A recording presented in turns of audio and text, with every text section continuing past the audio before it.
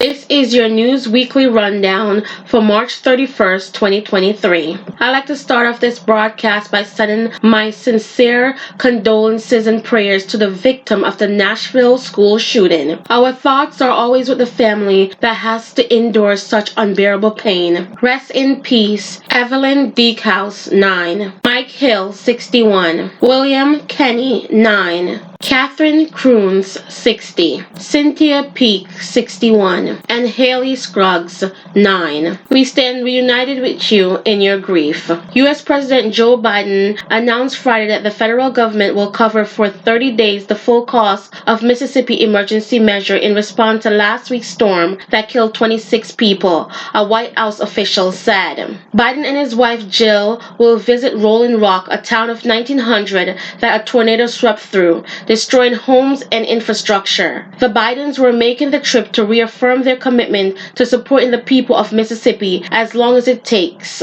Speaking of natural disasters, storm that dropped possibly dozens of tornadoes killed at least 18 people in small towns and big cities across the South and Midwest, tearing a path through the Arkansas capital, collapsing the roof of a packed concert venue in Illinois, and stunning people throughout the region Saturday with the damage scoped. Confirmed or suspected tornadoes in at least 8 states destroyed homes and businesses, splintered trees, and laid waste to neighborhoods across a broad swath of the country. The dead include 7 in one Tennessee county, 4 in a small town of Wynne, Arkansas, and 3 in Sullivan, Indiana. Our prayers are also with these families affected by these devastation. The historic criminal case against former U.S. President Donald Trump seemed likely to further entrench the partisan divide in an already deeply polarized nation. Ahead of his court appearance next Tuesday, voters have been sharing with the BBC their strongly felt reaction to the first persecution of a former U.S. president.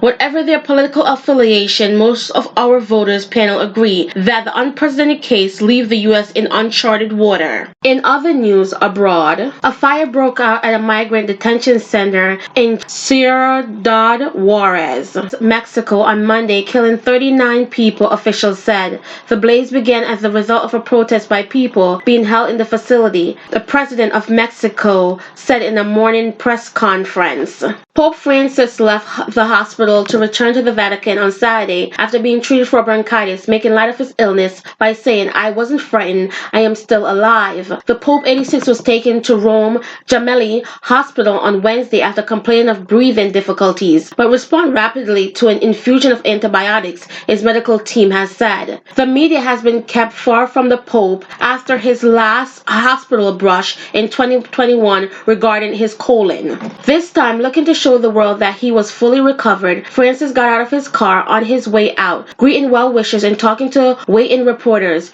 He used a walker stick to support himself. He embraced a couple whose daughter had died overnight in the hospital and prayed with them, and also signed the plaster cast of a young boy with a broken arm. He waved from the window of his car as he was driven back to the Vatican. A Ukraine court ordered a leading Orthodox priest who is accused by authorities of condoning Russian invasion to be placed under house arrest. Metropolitan Pavel, the abbot of the Kiev monastery, Ukraine's most revered Orthodox site, has denied the charges. A hearing Saturday had been adjourned until Monday after the priest said he was feeling unwell. In a bitter dispute over the famed Orthodox monastery, Ukraine's top security agency has notified the priest that he was suspected of justifying Russian aggression.